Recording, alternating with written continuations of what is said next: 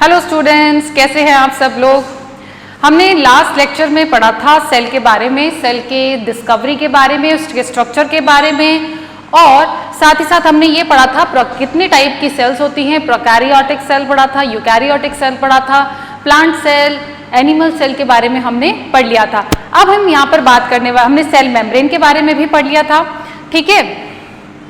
अब आज हम पढ़ने वाले हैं सेल की,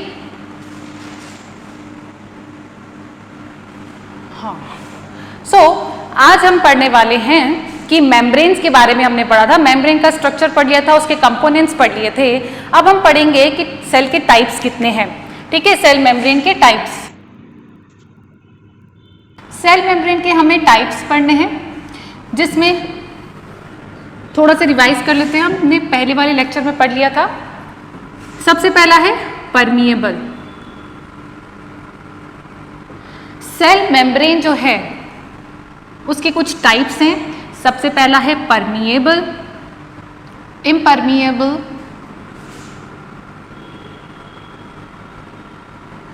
सेमी परमिएबल,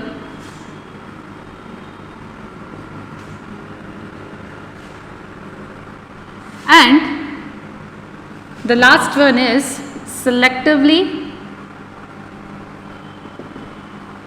permeable।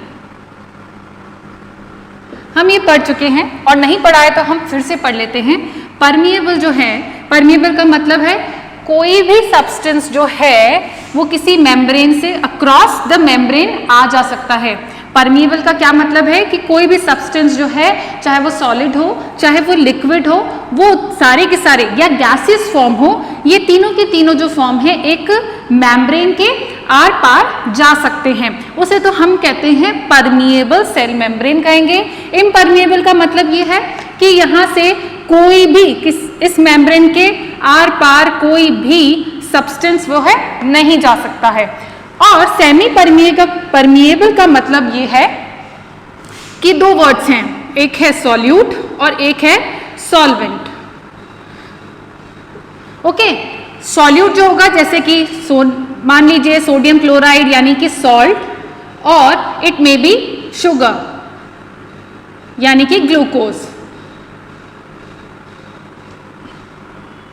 ओके, सो सेमी परमिएबल मेम्ब्रेन का क्या मतलब है कि ये मान लीजिए कोई मेम्ब्रेन है, उस मेम्ब्रेन से केवल और केवल सॉल्वेंट ही ट्रांसपोर्ट हो पाए अक्रॉस द मेम्ब्रेन, यानी कि ओनली सॉल्वेंट का ही ट्रांसपोर्ट हो पाए अक्रॉस द मेम्ब्रेन।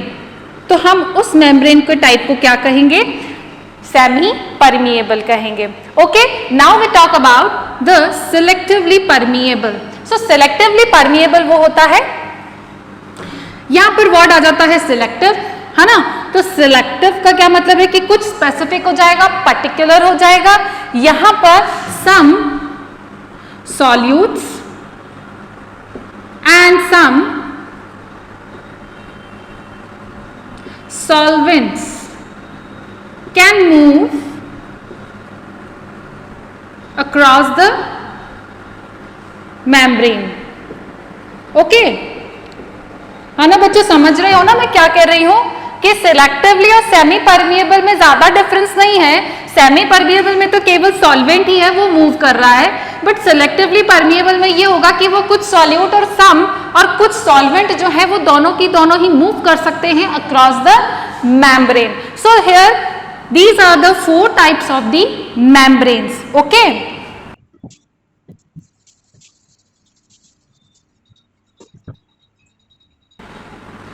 नाउ अगर अब हम बात करें कि हमारी जो सेल, लिविंग बीइंग्स की जो सेल्स होती हैं, लिविंग बीइंग्स की जो सेल मेम्ब्रेन होती है वो कैसी होती है?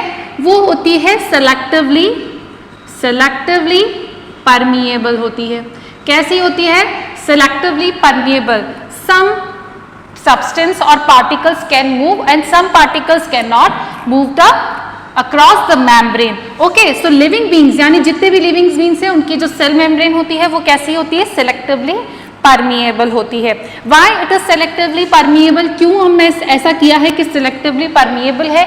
इसके कुछ बेनिफिट्स भी होने चाहिए। So there are some advance, कुछ बेनिफिट्स भी हैं इसके। कुछ बेनिफिट्स हैं, जैसे कि the cell itself can decide कि कौन सा, जैसे मान लीजिए गैसेस का एक्सचेंज, गैसेस एक्सचेंज करना हो, है ना, रॉ मटेरियल जैसे कि विटामिन्स हैं, अमीनो एसिड है, ग्लूकोज है, ठीक है, जैसे कि मेटाबॉलिक प्रोडक्ट्स हैं, ये सारे के सारे जो हैं, जो भी एसेंशियल चीजें होती हैं जो हमारे लिए फ्रूटफुल होती हैं, है ना, जो हमारे लिए रिक्वायर्ड होती हैं, एक सेल के लिए रिक्वायर्ड रखती हैं, वो सभी के सभी मटेरियल्स हैं, वो इजीली एंटर कर सकती है, यानी कि उनके लिए तो रास्ता साफ है।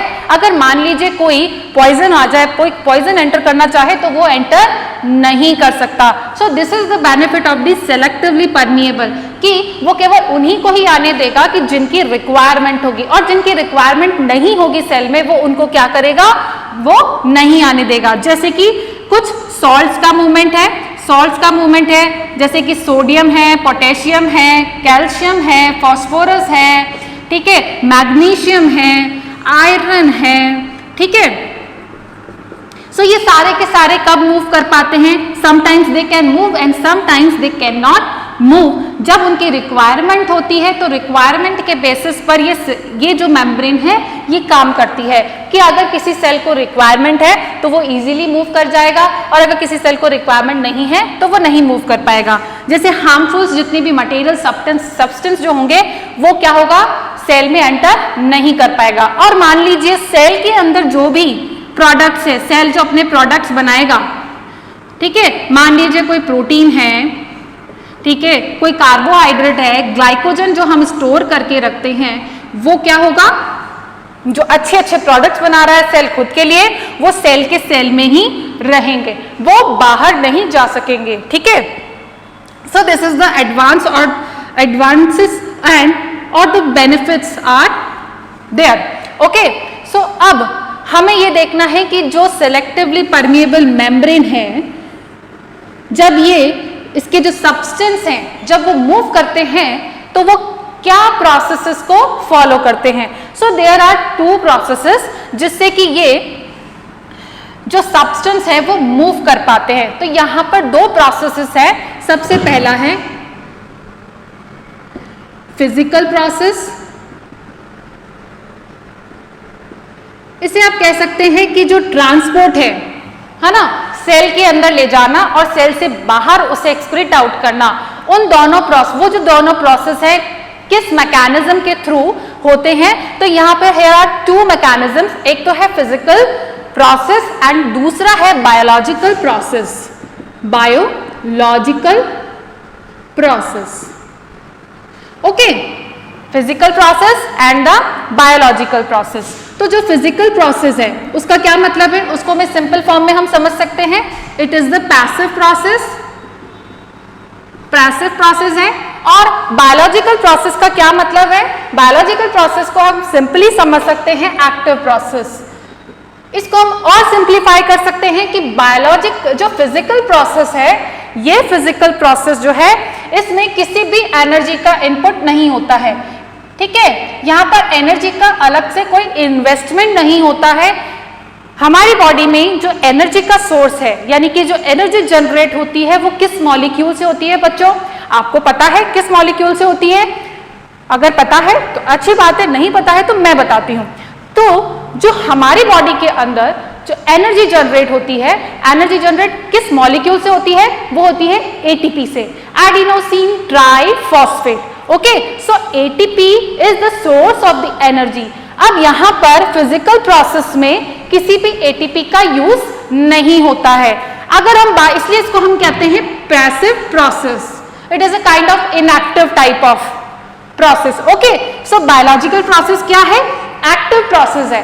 एक्टिव प्रोसेस कैसे है कि यहां पर एनर्जी का इनपुट होता है या फिर यहां पर किसी कैरियर प्रोटीन की नीड होती है, कैरियर प्रोटीन।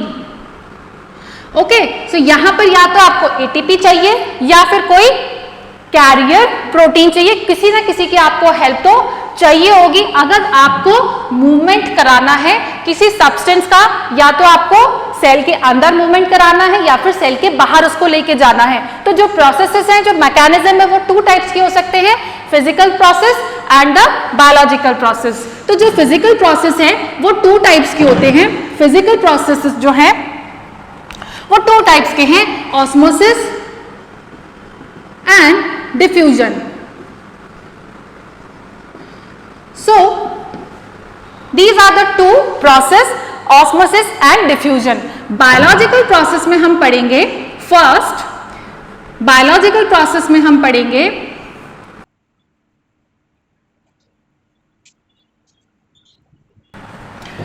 बायोलॉजिकल प्रोसेस में हम पढ़ेंगे मीडिएटेड ट्रांसपोर्ट। क्या पढ़ेंगे? Mediated transport. And the second one endocytosis and the third one exocytosis. क्या है? एक्सोसाइटोसिस। तो दीज आर द 3 प्रोसेसेस। ठीक है, किसके प्रोसेस है? बायोलॉजिकल प्रोसेस के, mediated transport, endocytosis and the exocytosis. So mediated transport भी यहां पर 2 टाइप्स का है, फैसिलिटेटेड डिफ्यूजन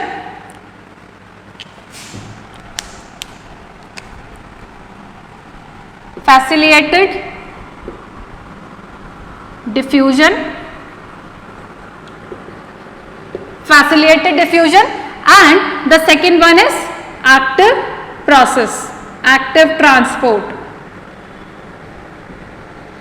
एंड इसका भी एग्जाम्पल हम पढ़ेंगे सोडियम पोटेशियम पंप।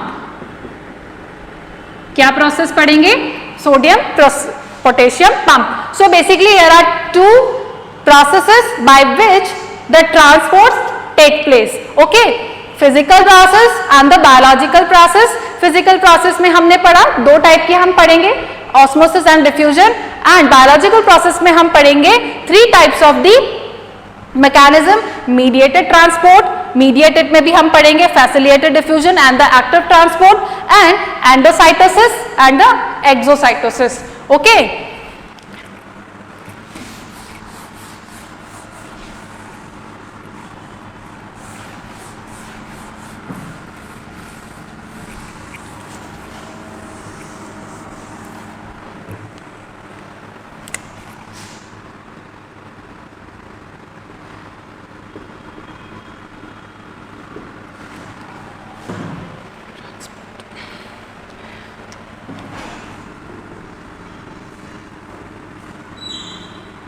हम सबसे पहले बात करेंगे what is the diffusion. Okay, physical process की बात कर रहे हैं और इसमें भी हम सबसे पहले बात कर रहे हैं डिफ्यूजन की बात करेंगे। So what is the diffusion? Diffusion आप बता सकते हैं क्या होता है डिफ्यूजन? डिफ्यूजन ये होता है कि किसी भी सब्सटेंस का उसकी हायर कॉन्सेंट्रेशन से लोअर कॉन्सेंट्रेशन की तरफ मूव करना, उस प्रोसेस को मूव करना और यूनिफॉर्मली स्प्रेड होना क्या कहलाएगा? क्या कहेंगे हम उसे? डिफ्यूजन कहेंगे। when substance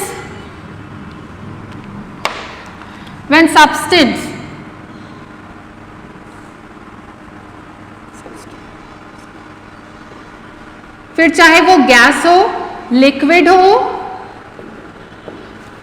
या फिर सॉलिड हो, किसी भी फॉर्म में कोई सब्सटेंस है और वो जब अपनी हायर concentration से मूव करता है across the semi permeable membrane, when substance move through semi permeable membrane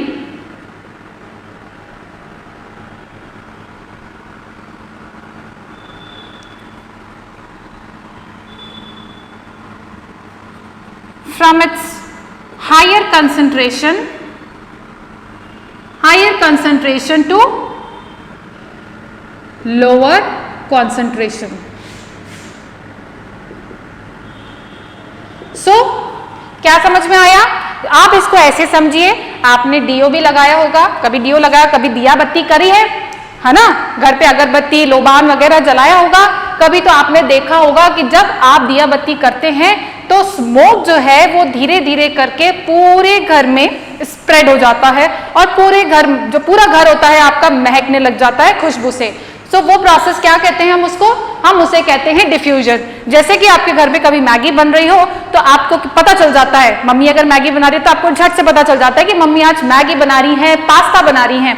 okay, सो ये जो है प्रोसेस है, आपको कैसे पता चलता है कि उसकी फ्रेग्रेंस से, वो फ्रेग्रेंस जो है किचन से होके आपके रूम तक ट्रैवल करती है, यूनिफॉर्मली सब जगह स्प्रेड होती है। उस प्रोसेस को हम क्या कहते हैं? डिफ्यूजन कहते हैं। यहां पर किसी भी तरह का कोई भी एनर्जी का इनपुट नहीं होता है। सो यहां पर एनर्जी कैसे ट्रैवल करते हैं? क्योंकि इनके पास काइनेटिक एनर्जी होती है, बाय ये अपनी काइनेटिक एनर्जी को यूज करते हैं। दे यूज देयर काइनेटिक एनर्जी, इनके अंदर जो खुद की एनर्जी होती है ये उसी से मूव करते हैं, उसे हम कहते हैं डिफ्यूजन। ओके, सो डिफ्यूजन जो है वो सबसे ज्यादा, अगर हम देखें, सबसे ज्यादा गैस एंड देन लिक्विड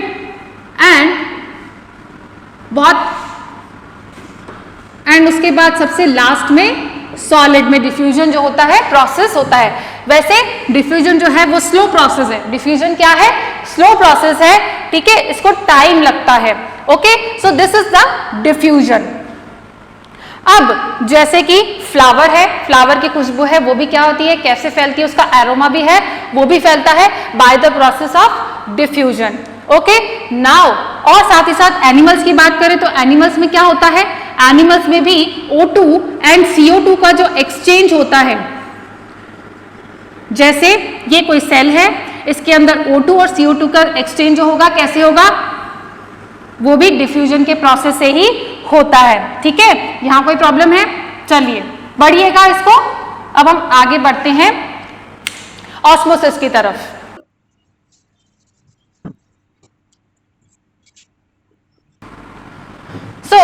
अब हम बात करते हैं ऑस्मोसिस की बात करते हैं।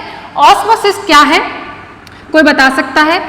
ये सेम प्रोसेस है डिफ्यूजन की तरह, ठीक है, सेम प्रोसेस है डिफ्यूजन की तरह। यहां पर डिफरेंस क्या है कि यहां पर जो डिफ्यूजन हो रहा है, यहां पर जो डिफ्यूजन हो रहा है, डिफ्यूजन किसका हो रहा है?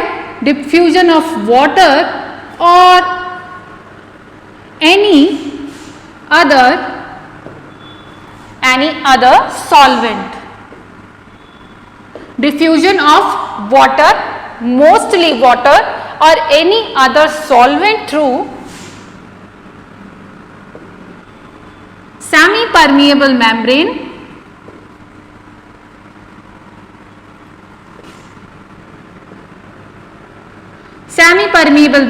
from its higher concentration to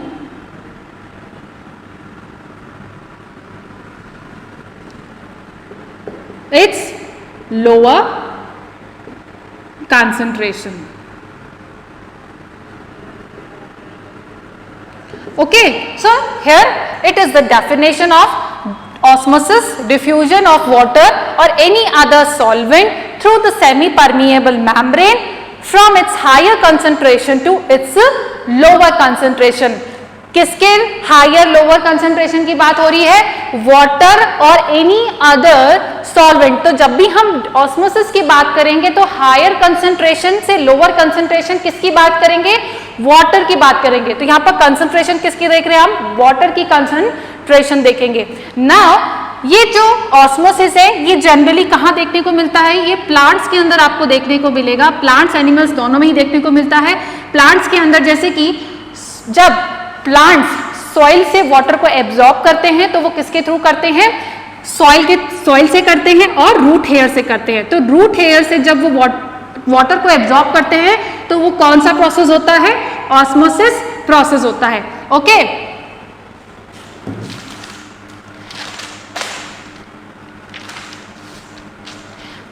so osmosis जो है वो 2 टाइप्स का होता है। एंडो, इसके टाइप्स पढ़ेंगे हम। ठीक है, सबसे पहला है एंडो ऑस्मोसिस,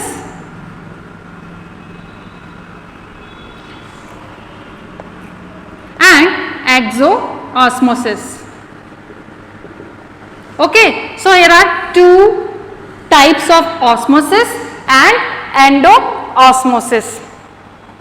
So endo-osmosis क्या होगा? जब वाटर मॉलिक्यूल जो है, वाटर मॉलिक्यूल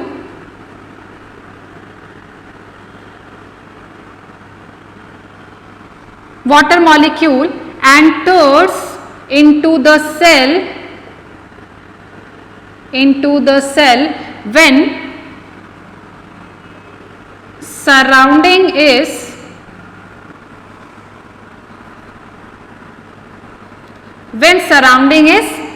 hypotonic. अभी आपको इस पे नहीं जाना है कि व्हाट इज हाइपोटोनिक, आपको आता है तो अच्छी बात है, do not be confused. Okay, so endosmosis क्या है? हम यहाँ पर वाटर कंसंट्रेशन की बात कर रहे हैं. सो वाटर कंसंट्रेशन को ही हमें दिमाग में रखना है. टू टाइप्स है, एंडोऑस्मोसिस एंड एक्सोऑस्मोसिस. एंडोऑस्मोसिस क्या कह रहा है कि water molecules enters into the cell when surrounding is the hypotonic condition. Okay, surrounding में क्या हो? हाइपोटोनिक कंडीशन हो, तो उसे हम क्या कहेंगे? एंडोऑस्मोसिस. राइट, जैसे ये कोई बीकर है और इस बीकर में कोई सेल रखी है हमने, मान लीजिए आरबीसी ही है कोई, हम यहां पर देख लेते हैं ये कोई आरबीसी सेल है. हाइपोटोनिक सॉल्यूशन है. हाइपोटोनिक सॉल्यूशन को हम आगे देखेंगे क्या हो रहा है, लेकिन कंफ्यूज नहीं करते हुए हम सीधा इतना समझते हैं, when water molecules enters into the cell, तो हम उस प्रोसेस को क्या कहेंगे? एंडोऑस्मोसिस. अब ये यहां पर सराउंडिंग में कैसा है? एनवायरमेंट मीडियम कैसा है? ये मीडियम है हाइपोटोनिक मीडियम. ठीक है, अब हम बात करते हैं एक्सोऑस्मोसिस की बात करते हैं. When water molecules exits from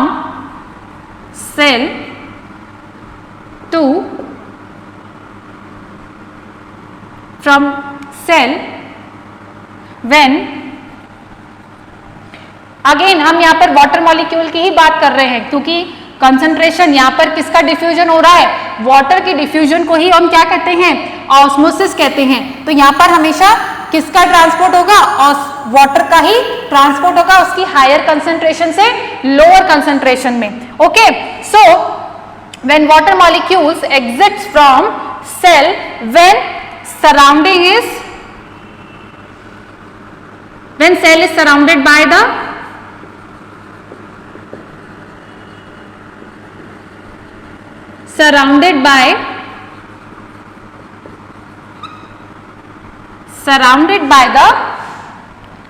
hypertonic solution. यहां पर भी सॉल्यूशन. सो हाइपरटोनिक सॉल्यूशन. ठीक है, अगर जैसे कि हम यहां पर देखते हैं,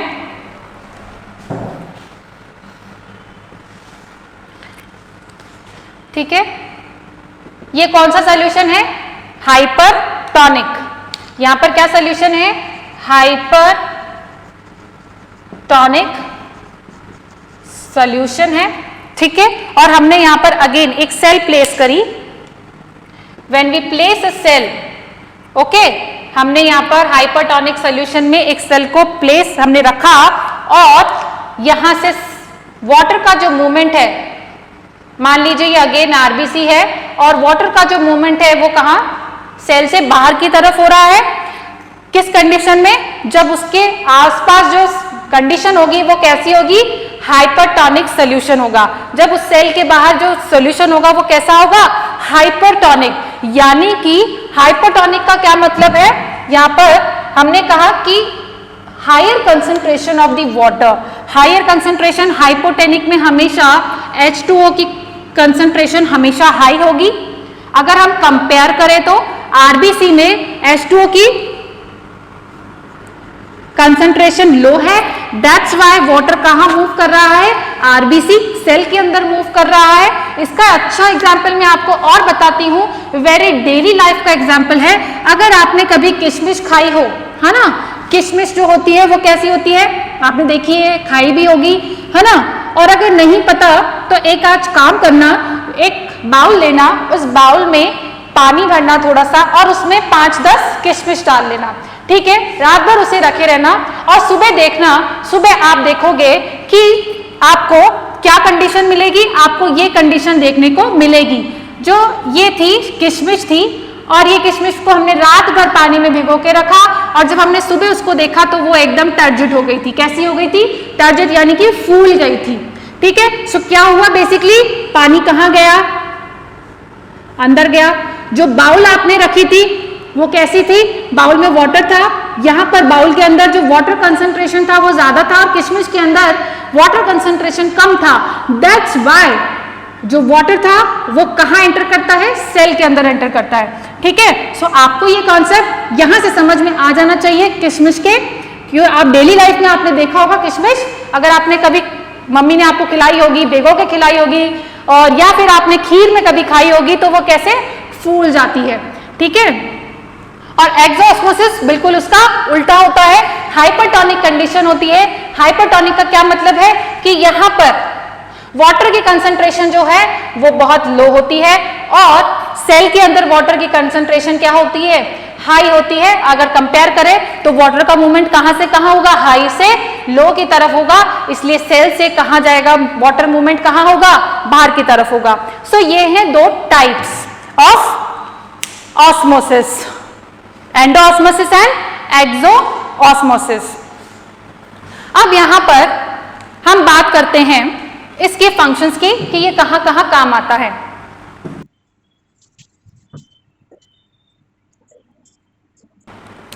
देखो अब ये ऑस्मोसिस का प्रोसेस कहां कहां होता है आपको देखने को, प्लांट्स के अंदर होता है।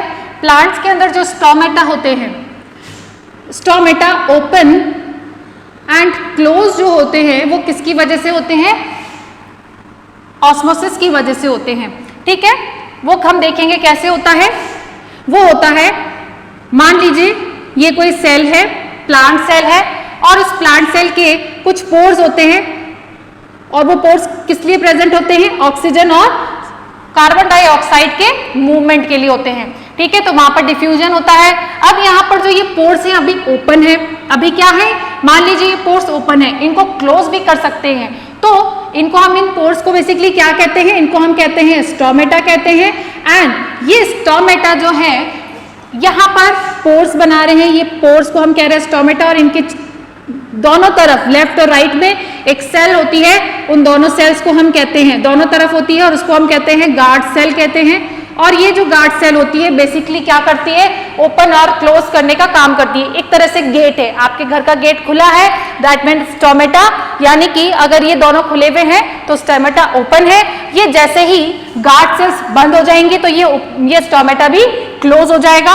अब ये बंद कैसे होते हैं, ये जो गार्ड सेल्स हैं इनके अंदर ऑस्मोसिस का प्रोसेस होता है। क्या होता है, गार्ड सेल्स के अंदर ऑस्मोसिस का प्रोसेस होता है, जिसकी वजह से ये स्टोमेटा ओपन भी हो जाते हैं और क्लोज भी हो जाते हैं, ठीक है। इसको आप डिटेल में आप फर्दर क्लासेस में पढ़ेंगे। और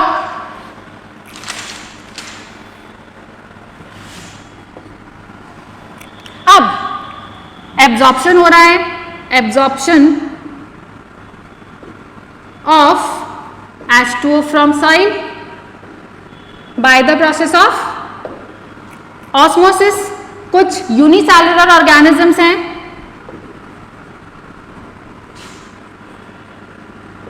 जो कि एक्वेटिक, कुछ एक्वेटिक, ये सारे यूनिसेलुलर होते हैं, जनरली एक्वेटिक होते हैं। And other higher aquatic animals जो होते हैं उनमें भी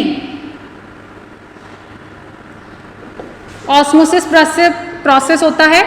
और ऑस्मोसिस से वो क्या करते हैं, अपने बॉडी को मेंटेन करके रखते हैं कि ज्यादा पानी आ जाता है तब क्या हो जाता है, उसको एक्सोऑस्मोसिस के द्वारा बाहर निकाल देते हैं, और अगर पानी कम है तो उसको एंडोऑस्मोसिस के द्वारा उसको हम अंदर इनटेक कर लेते हैं। तो ये है कुछ ऑर्गेनिजम्स होते हैं जैसे कि पैरामीशियम अमीबा है, वो क्या करता है, वाटर को गेन करता है, ठीक है, वाटर को गेन एंडोऑस्मोसिस से करता है, और अगर उसको बाहर स्प्लिट करना हो तो क्या करेगा, एक्सोऑस्मोसिस करेगा, ठीक है। So these are very small functions of the osmosis.